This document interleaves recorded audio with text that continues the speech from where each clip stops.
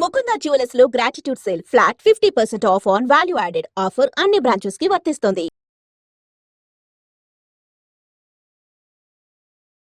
నమస్కారం, welcome to I dream. ధర్మ మార్గం విత్ విజిత కార్యక్రమానికి స్వాగతం.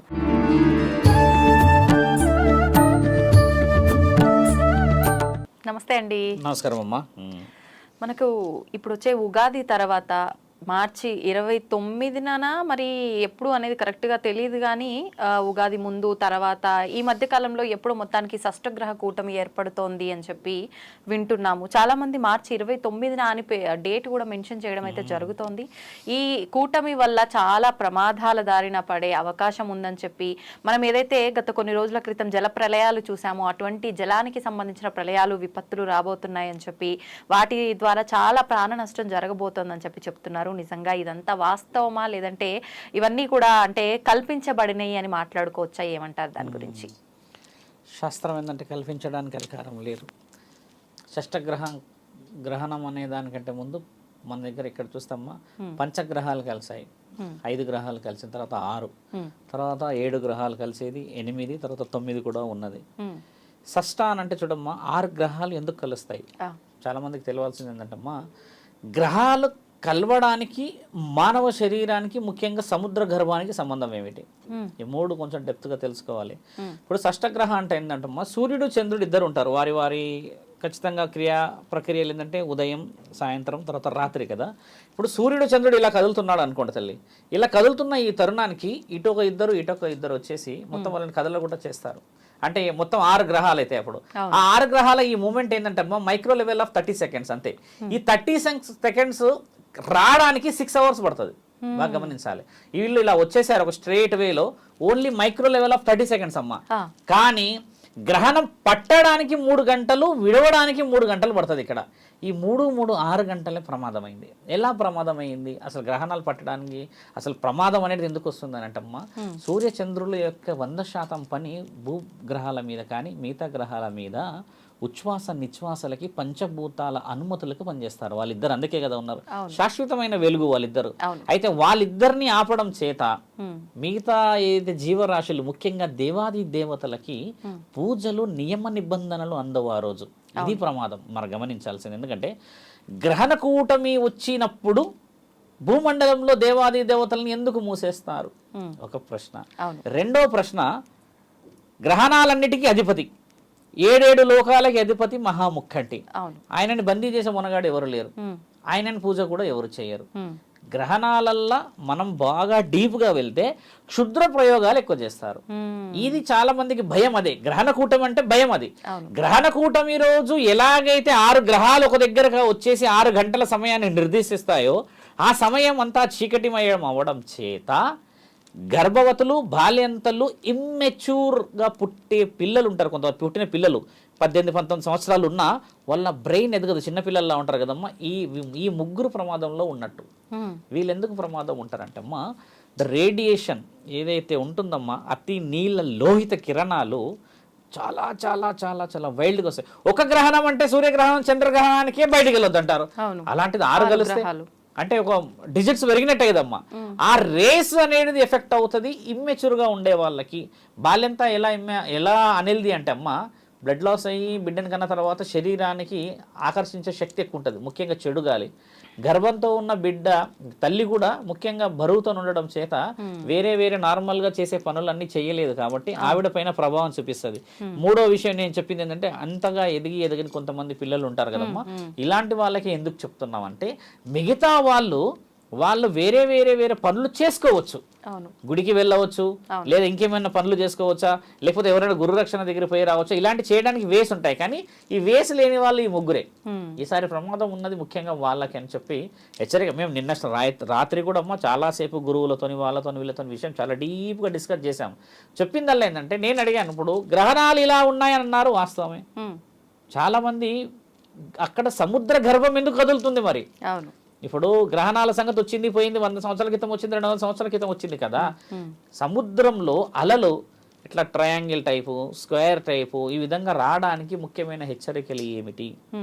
ఒక జీవరాశి 250-350 సంవత్సరాల నుంచి బయటికి రాంది ఒకటి బయటికి వచ్చింది. వచ్చి ఊపిరి తీసుకుంటున్నది శాస్త్రవేత్తలు రికార్డు చేశారన్న ఒక వీడియో వచ్చేది.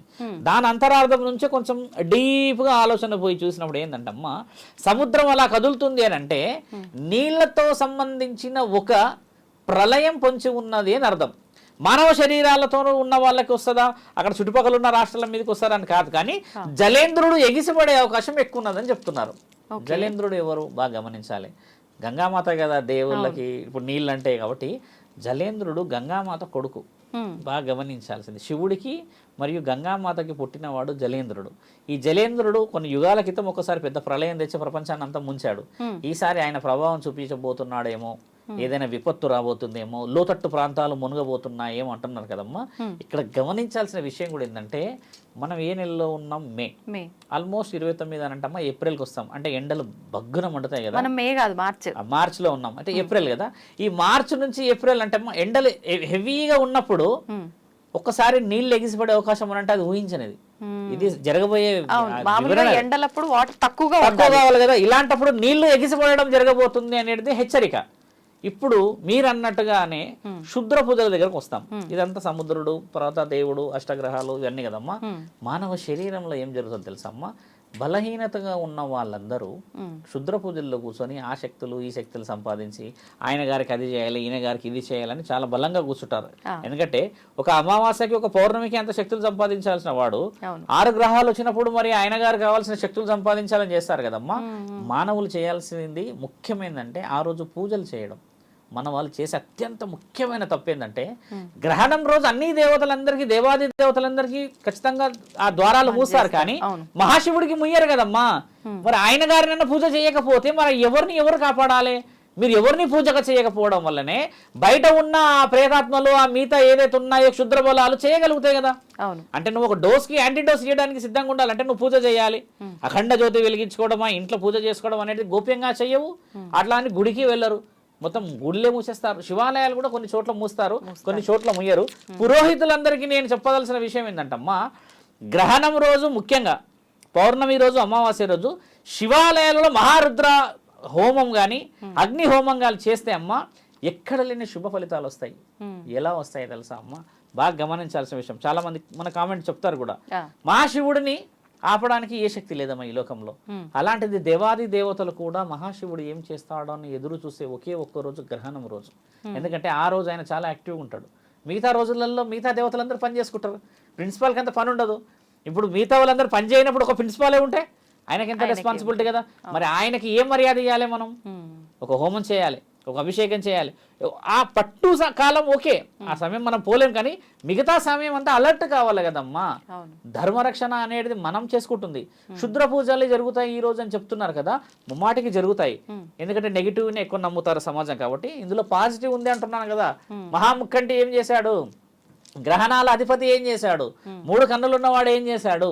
అర్ధనారీశ్వరి తత్వాన్ని ఇచ్చినవాడు ఎక్కడికి పోతాడు? మరి ఆయన గారిని ఎందుకు పూజించారు అంటున్నాను. అదొక వెరీ సింపుల్.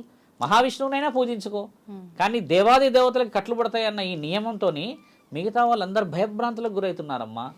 భయాన్ని పలగొట్టే మహానీయుడు వైద్యనాథుడు భూతనాథుడు ఉన్నాక మనం కూడా తెలుసుకోవాల్సినది. ఎందుకంటే చాలా మంది పురోహితులకు చెప్తుందంటే అమ్మా, ఖచ్చితంగా శివలింగం ఉంటుంది కదమ్మా గుడిలో. ఆ రోజు ఆయనకు వైవిధ్యంగా పూజలు చేయడం చేత ఏమిటంటే తండ్రి అనుగ్రహం అందరి మీద రావాలి. మళ్ళీ కొంచెం డీప్గా చెప్పే విషయం ఏంటంటే, మామూలు పూజలు చేస్తామమ్మా, స్పెషల్ డేస్ ఉంటాయి, పండుగ రోజులు కదా. అంటే నాకు అంటూ కొంచెం ప్రత్యేకత రావాలని మనం పట్టు వస్త్రాలు, పండు ఇంకేదో పెడతాం మొత్తానికి కదా. అందరు దేవాది దేవతలు బాగున్నప్పుడు పెడతాం. అదే శివుడికి గ్రహణం రోజు పెడితే ఏమవుతుందో తెలుసమ్మా, స్పెషల్ అట్రాక్షన్ గా నిన్నే చూస్తాడు కదా.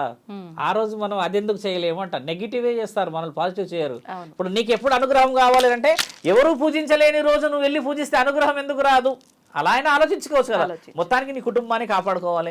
బాల్యంతలో చిన్నపిల్లలు మీరు కొంచెం నేను నా మైండ్ గురించి చెప్పిన వాళ్ళందరూ కాపాడబడాలని చెప్పేది ఈ గ్రహణం యొక్క కూటమి యొక్క విలువ. ఇందులో ఇంకో విషయం ఏమొస్తుందంటమ్మా, అమావాస్య కలిసి వస్తుంది. ఇక్కడ అమావాస్య కూడా ఏమైపోయిందంటమ్మా, ఒక వ్యక్తినిగా 4 తాళ్ళు వేసిన తర్వాత అన్ని తీసేసామంటే ఇంకో అసలైన తాడొచ్చి పడుతుంది మళ్ళీ. అంటే బలం అనేది ఉన్నది అక్కడ. ఇప్పుడు 29కి 30కి ఉన్నది ఈ 2 రోజులు. మీరు అన్నట్టు 31కి మీరు అన్నట్టుగా ఉగాది ఉంది. ఉగాది వివరణ పరమాత్ముడు ఇచ్చాడు, దాని వివరణలు చాలా బాగున్నాయి. కానీ ఈ 2 డేస్ చాలా పర్టికులర్గా మనము సరిహద్దులు దాటి, పొలిమేరలు దాటి కొన్ని నిర్ణయాలు తీసుకోకూడదమ్మా. కొన్ని బలహీనమైన కొన్ని శరీరాలు ఎలా ఉంటాయంటే కాలం చేసే అవకాశాలు ఎక్కువ ఉంటారు. కొంతమంది బయటికి సడన్గా హార్ట్ స్ట్రోక్ వచ్చి ఒకటి ఎండ ఉంది, ఒకటి గ్రహణం ఉంది, దానికి పైగా మన దగ్గర ఏంటంటమ్మా నువ్వు ఎంత మంచి చెయ్యి మనల్ని గోతులతో పెట్టేవాళ్ళు 100 మంది ఉన్నారు బయట. ఇలాంటి వాళ్ళందరికీ అవకాశం ఇవ్వడం కంటే గురు రక్షణ చాలా ముఖ్యమైనది. నేను ఇంతకుముందు కూడా కొన్ని వీడియోలు ఏం చెప్పానంటమ్మా, గోడకు ముడుపు కడతాంగా ఇంట్లో గుమ్మానికి, ఆ గుమ్మానికి బలం ఎలా వస్తుంది అని అడిగారు ఒక అతను నన్ను. ఇంట్లో దేవుడు ఉండగా స్వామి మా ఇంట్లో, తర్వాత మేము రెగ్యులర్గా పూజిస్తాము, గుడికి వెళ్తాం కదా, అవన్నీ వాళ్ళు కాపాడలేంది మీరు ఇచ్చిన ఒక ముడుపులు మమ్మల్ని కాపాడతాయని అడిగాడు ఆయన. అడిగిన దానికి నేను చాలా వివరంగా చెప్పా. ఆ ముడుపు ఎలా కాపాడబడుతుంది అంటమ్మా, ఆ ముడుపు మహాముఖంటికి సంబంధించింది. ఎక్కడైతే దేవాది దేవతలు వాళ్ళ యొక్క నిర్దిష్టమైన నిర్ణయాన్ని చేయలేకపోతారో అక్కడికి చేరేవాడే మహాముఖంటి. అది కొబ్బరికాయ ఏంటంటే అమ్మా, అది మహాముఖంటిదే అని ఎలా చెప్తారు, అది దేవుడికి ఎందుకు చెందుతుందంటమ్మా, కొబ్బరికాయ చీలిక తీసి చూస్తే వెనకాలో 3 ఉంటాయి ఇలాగా, అవును, అది కన్నులు 3 పరమాత్ముడి.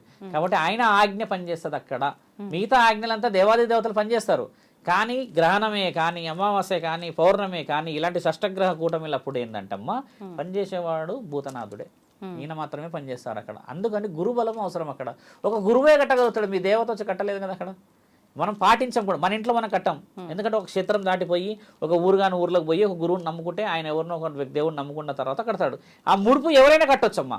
మహంకాళిదే కానీ, నల్లపోచమ్మదే కానీ, దుర్గామాతదే కానీ, అయ్యప్ప స్వామి ఎవరిదైనా ముడుపు. కానీ ఆ గ్రహణం రోజు, అమావాస్య రోజు పని చేయాలి అదేనంటే దాన్ని ప్రతిరోజు పూజించాలి. పూజిస్తాం మనం, మీరు బాగా గమనించండి. పూజించారు అది ఉంటుందిగా గుమ్మడికాయ, ఆ గుమ్మడికాయ ఒకటిని పూజించవద్దు, ఎందుకంటే అది నరఘోషకి నరదిష్టికి ఉంటుంది. కానీ ఈ ముడుపుని కంపల్సరీ పూజించకపోతే దానికి శక్తి ఎలా వస్తుంది, దానికి యాక్టివేషన్ రావాలన్నా అవసరం లేదా?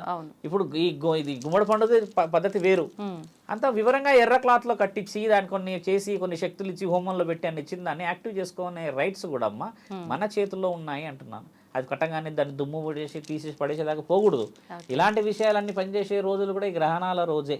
నిజమైన శక్తులు బయటకు వచ్చేది ఆ రోజే. కాబట్టి ఇంటికి రక్ష ముఖ్యమైనది. ఎక్కడైతే హోమం జరుగుతుందో ఆ హోమం నుంచి తీసుకుని వచ్చిన భస్మం ఉంటుంది కదమ్మా, ఆ బూడిద ఇంటి చుట్టూ పోసుకోవడం చాలా మంచిది. హోమం జరిగిన ఎక్కడైనా జరుగుతుంది హోమం కదా, అక్కడ నుంచి తెచ్చిన బూడిద అమ్మ ఇంటి చుట్టూరుగా పోసుకోవడం చాలా శుభ సూచకం. అమావాస్యకి, పౌర్ణమికి, గ్రహణాల సమయంలో రక్ష ఏదో విధంగా పోవాలి కదా. ఎందుకు హోమంతో తెచ్చిన సమయానికి ముందుకే పోసుకోవాలి. ఎందుకు అదే పోస్తే శక్తి వస్తుంది తెలుసమ్మా. మళ్ళీ మేము శుభభక్తులం అని చెప్పట్లేదు. 4 మన దగ్గర చెప్తే అమ్మా, ఒక్కొక్క యాగంలో ఒక్కొక్క యుగం గురించి వివరించారు. ఇప్పుడు మన దగ్గర ఒక్కొక్క యాగానికి ఒక్కొక్క ఫలితం పరమాత్ముడే ఇస్తాడని కూడా రాసి ఉంది. ఎన్నో శ్లోకాలు ఉండొచ్చు, ఎన్నో వాళ్ళు మనసుకు సంబంధించిన విషయం రాశారు కానమ్మా, అంతిమ స్థితి పరమాత్ముడే ఇస్తాడు అని చెప్పాడు కదా. కాబట్టి ఏంటంటమ్మా, అది తెచ్చుకోవడం కూడా ఒక హోమ ఫలితమే పరమశివుడు మాత్రమే ఇవ్వగలడు. కాబట్టి రక్ష అవసరం అక్కడ. ఆ రక్ష గీయడానికి గల ముఖ్యమైన కారణాలు అవి. అది మీరు చెప్పింది. కాబట్టి యావత్ భక్తజనులందరూ కూడా ఏంటంటే గ్రహణాల కూటమి ఎంత వచ్చినా కూడా మన యొక్క గురుబలం, మన యొక్క దైవాధీనం అంటే ఇలవెల్పులు కులదైవం చాలా ముఖ్యమైనలు. వాళ్ళని కాపాడుకోవాలంటే అమ్మ ఆ రోజు అఖండ జ్యోతి పెట్టాలి. అఖండ జ్యోతి కూడా మన వాళ్ళు ఒక ఒత్తే పెట్టి పెడతారు. ఒక ఒత్తు పెట్టకూడదు ఎప్పుడు. అఖండ జ్యోతిలో ఇలా 2 ఒత్తులు పెట్టి కలిపి దాన్ని ఇలా దగ్గరికి బాగా చేసి పెట్టాలి. ఎందుకు అఖండ జ్యోతి పెట్టాలి గురువు? ఎప్పటి వరకు అది ఉండాలి? ఆ రోజు ఒక రోజు పెట్టి నెక్స్ట్ డే వరకు ఉంటుంది. ఎట్లా 24 గంటలు 12 గంటలు ఉంటుందమ్మా అది వివరణ. కానీ అఖండ జ్యోతి ఎందుకు పెట్టాలన్న క్వశ్చన్ ఎవరైనా అడిగితే చెప్తున్నాను నేనేమో, 2 కలిసిన జ్యోతులు, ఒక దీపం ఏమో జ్యోతి అంటారమ్మా, 2 జ్యోతులు కలిసి దాన్ని అఖండ జ్యోతి అంటారు. ఇప్పుడు భూమండలంలో యావత్ ప్రపంచం మొత్తంలో 2గా కనబడే వ్యక్తి ఎవరు? చాలా మంది తెలుసుకోవాలి. అర్ధనారీశ్వరుడు. కాబట్టి పార్వతీ పరమేశ్వరుని కలిపి పెట్టడం మూలనాథుడైన. కాబట్టి మనం చేయాల్సింది ఏంటంటమ్మా, ఆయన గారికి ఇచ్చే రెస్పెక్ట్, అక్కడ మహంకాళికి రెస్పెక్ట్, అక్కడ పరమశివుడికి రెస్పెక్ట్. ఆ అఖండ జ్యోతికి అంత విలువ ఉంది. అన్ని గుడిలలో ఎందుకు ఉంటుంది మరి అఖండ జ్యోతి? ఇప్పుడు లోకమే చెప్తుంది కదమ్మా, జగత్తుకి వాళ్ళిద్దరు పార్వతీ పరమేశ్వరులే తండ్రి అని చెప్పి. కాబట్టి అలాంటి విషయ వివరణ కోసం అని చెప్పి అఖండ జ్యోతి కూడా పెట్టాలి. కింద 5 తమలపాకులు పెట్టి పసుపు కుంకుమ వేస్తూ వచ్చి ఆఖరికి పెట్టుకోవాలి. పెట్టుకుంటే పూజ గదిలో లేదా ఎక్కడైనా చివరిలో పెట్టుకున్న పుణ్యం. ఏదో విధంగా నీ కుటుంబం కాపాడబడాలి కదమ్మా. కాబట్టి అందరి దగ్గర ఉన్నదా స్వామి పెట్టుకోగలుగుతారా అంటే, లేని వాళ్ళు మీ ఇష్టం. మనస్సాక్షి పరమాత్ముడు అడిగాడు, అంతే కదమ్మా. మామూలుగా మీరు స్టార్టింగ్ లో చెప్పారు 6 అవర్స్ అని చెప్పి గ్రహణ కూటమి సమయం అనేది, పట్టు 3 గంటలు, విడుపు 3 గంటలు అని చెప్పి. కరెక్ట్ అంటే నియమాలు కూడా పాటించాలి, ఈ ముగ్గురిపై ప్రభావం ఎక్కువ ఉంటది అన్నారు. మరి నియమాలు పాటించాలంటే ఆ కరెక్ట్ సమయం ఏంటో కూడా తెలియాలి కదండి. 9 గంటల నుంచి మొదలు 12 అమ్మా, రాత్రి 3 గంటలు. మళ్ళీ 12 నుంచి 3 గంటలు అంటే ఉదయం 3 గంటల వరకు.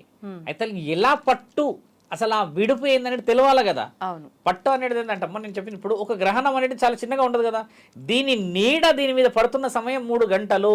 ఇలా వచ్చి ఇక్కడికి వచ్చిన ఆ సెకండ్ ఇలా పడగానే వెళ్ళిపోతూనే ఉంటుంది కదా, ఇది మైక్రో లెవెల్లో వెళ్ళిపోతుంది. మళ్ళీ ఇది దాటడానికి 3 గంటలు. ఇలా ఆగడం అనేది ఇది పరమాత్ముడి ఆజ్ఞ. ఇంకా ఇక్కడ ఎంతసేపు ఆగితే అక్కడ ఎన్నెన్ని ఏమేమి జరుగుతాయి అనేది ఆ micro level of 30 seconds milli seconds అంటారు దాన్ని. అది పరమాత్ముడి ఆజ్ఞ. జరగాల్సిన కార్యక్రమాలు మానవ లోకానికి సంబంధం లేని అవి. ఈ పట్టడం అనేది అది ఒక గ్రహణం. ఇంత సూర్యుడు ఎలా ఉంటాడో చంద్రుడు ఎంత పెద్దగా ఉంటాడు అనేది కొన్ని మనకు పాఠాల్లో చెప్తుంటారు. ఇంత పెద్దగా ఉంటాడంట, ఇలా ఉంటాడంట, ఆయన భూమండలానికి సరిపోడంట అని చెప్తారు. గుర్తుందమ్మా? అంత పెద్దది ఒకదాన్ని ఒకటి దాటిపోవడానికని అది పట్టడానికి సమయం. ఇలా వచ్చిందమ్మా, ఇలా పడ్డది అనుకోండి, దీన్ని నీడ పడ్డదంటే పట్టు కాదు. బాగా గమనించాల్సిన విషయం, చాలా మంది ప్రేక్షకులకు అర్థం కాదని చెప్తున్నా. కొంతమంది వీడియోస్ ఎలా తీస్తారంటమ్మా, ఆ రోజు ఇది చేయకపోతే అది భయపడిపించేస్తారు కదా వాళ్ళకి తెలడానికి. ఒకసారి ఇలా వచ్చి నీడ పడ్డది అని అంటే అది పట్టు. ఈ దాటేసిన తర్వాత నీడ పోతుంటుంది కదా ఇక్కడ నుంచి, అది విడుపు. ఈ కార్యక్రమం జరగడానికి 6 గంటలు ఖచ్చితంగా పడుతుంది. శాస్త్రం ఏం ఘోషిస్తుంది ఇక్కడ? సముద్రుడు ఎగిసిపడడం 6 గంటల సమయం. అది గుర్తుపెట్టండి. ఇక్కడ గ్రహణం అనేది అర్ధగంట, 20 నిమిషాలు, 10 నిమిషాలు, 8 నిమిషాలు ఉంటుంది. ఇక్కడ 6 గంటలు ఆ షష్టగ్రహ 6 గ్రహాలు కదులుతున్నాయి అక్కడ. అది ముఖ్యంగా తెలుసుకోవాలి యావత్ ప్రపంచం మొత్తం. కొన్ని దేశాల్లో రీసెర్చ్ మొదలు పెట్టారు ఏం జరుగుతుంది అని. ఎందుకంటే 100 ఏళ్ళకి ఒకసారి చరిత్ర మారుతుంటుంది కదా, ఎవరి నాలెడ్జ్ వాళ్ళకి కదమ్మా. మొన్న వచ్చిన పంచగ్రహ కూటమి తర్వాత షష్టగ్రహ కూటమి, తర్వాత సప్తగ్రహ కూటమి ఉంది, అష్టమి ఉంది, నవగ్రహం ఉంది కదా. అసలు ఏమి జరుగుతుంది అనేది కొంతమంది లక్షల మంది ఎదురు చూస్తుంటారు. ఇప్పుడు మన భారతదేశంలో ముఖ్యంగా దీని మీద ఎఫెక్ట్ ఎందుకు ఉంటుందంటమ్మా, మన దగ్గర దైవాధీనమైన శక్తులు ఎక్కువ, పూజలు నియమ నిబంధనలు ఎక్కువ. ఇప్పుడు గర్భవతులు అన్నాను కదా, ఎందరో కాపాడబడతారు, ఎందరో జాగ్రత్త పడతారు. అతి నీల లోహిత కిరణాలు అనేది పైనుంచి వచ్చి శరీరం మీద పడితేనే చర్మం ఇబ్బంది అవుతుంది అని శాస్త్రం. అసలు గర్భవతికి ఏం సమస్య అవుతుంది బాగా గమనించాలి. బయట నుంచి లోపటి నుంచి అయితే బయటకి అయితే రాదు, లోపటే ఉంటుంది. ఆవిడకి ఎలా సమస్య అవుతుంది? ఇప్పుడు నేను చెప్పిన విషయం ఏంటంటే అమ్మా, ఆ డిజిట్ ఏదైతే ఉంటుందమ్మా, ఎలక్ట్రానిక్ పవర్ అంటే ఏదైతే పరమాత్ముడి నుంచి వచ్చే ఈ చెడు గ్రహమే కానీ మంచి గ్రహము, వీళ్ళు ఆల్రెడీ బలహీనత ఉండడం చేతనే వాళ్ళు జాగ్రత్త పడాలి అని చెప్తున్నాము. అందరికి కుదరదే. నేను ఆ గ్రహణం రోజు నేను ఏదైనా ప్రశాంతంగా కూర్చొని ఉంటాను కదా, ఇప్పుడు నా శరీరానికి ఏం కదంటే నా శరీర సౌష్టం వేరు. ఆల్రెడీ బలహీనం ఉన్న వాళ్ళకి ఆ హై రేడియేషన్ వచ్చేసి ఎఫెక్ట్ చేస్తే ఒకసారి బ్రెయిన్ ఇబ్బంది చేయడమా, లేకపోతే ఒకసారి సొమ్మసిల్లి పడడమా, లేకపోతే సడన్గా ఏదన్నా అయినట్టు కళ్ళు మూసుకుపోయినట్టు వెనుకొచ్చి పడడం జరిగితే ఈ సమయంలో ఎవరైతే క్షుద్ర పూజలు చేయడానికి కూర్చుంటారమ్మా, ఈ అకాల మరణాలు చెందిన ఆత్మలను పంపిస్తారు వాళ్ళు. పట్టుకారమ్మనండి. ఎందుకు పట్టుకొస్తే ఏమవుతుంది? వాడికి కావాల్సింది ఏంది? శక్తులు కదా. వాడికి కావాల్సిందని ఏంది? నిక్షిప్తులు కదా. కాబట్టి వాడు ఏం చేస్తాడు, ఒక బలహీనుడిని వాడి శరీరంలో కలుపుకుంటే వాడు బలవంతుడై వేరే వేరేవి చేయడానికని ఈ సమయం ఉపయోగిస్తారు క్షుద్ర పూజలు చేసే మహానుభావులు వాళ్ళు. అలాంటి వాళ్ళందరికీ చెక్కు పెట్టేది నేను ఇందాక చెప్పిన కదా, ఒక యాగం, ఒక హోమం, పరమశివుడు ఉన్నాడని. అలాంటి ఎక్కువ శాతంగా మాట్లాడరు మన వాళ్ళు. వచ్చే గురువులు అందరూ కూడా ఏంటంటే ఆ రోజు ఏం జరుగుతాయని చెప్పి సగం మందిని భయపడిపిస్తున్నారు. మా అమ్మ అలా కాకూడదు అంటున్నా. మార్గం ఉంది కదా. వ్యాధి పుట్టక ముందుకే పరమాత్ముడు మంది కనిపెట్టాడని రాసింది కదా ధన్వంతరిలో. ఇంకా మనం ఇంకా వ్యాధి వచ్చింది, నిర్ధారణ అయింది, డయాగ్నోస్ అయింది, కానీ పెట్టుకోలేకపోతున్నామే. ధర్మం కాపాడబడాలి. అదమ్మా వివరణ. ధన్యవాదాలండి. నమస్కారం.